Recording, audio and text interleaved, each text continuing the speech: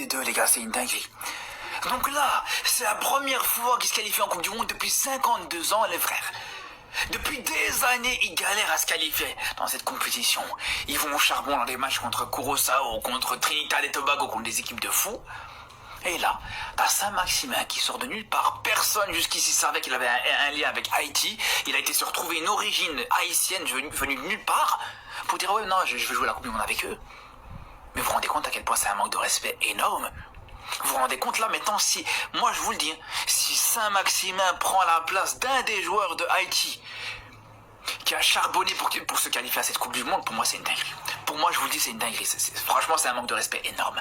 Tu veux jouer avec Haïti, y a pas de problème. Va faire des qualifications pour la prochaine Coupe du Monde, tu commences du début à la fin. C'est pas t'arrives quand ça y est, la table elle est servie, quand tu vois que le plat, le dessert et l'entrée ils sont là sur la table, t'as plus qu'à manger et te servir. C'est quoi ça?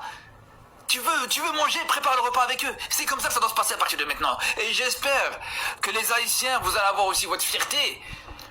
Comme les pays africains, comme je dis pour les pays africains en tout cas, pour pas vous rabaisser à ça. Et je vous le dis. Donc même à Haïti, ils ont des joueurs binationaux qui veulent profiter d'eux, les gars, c'est une dinguerie.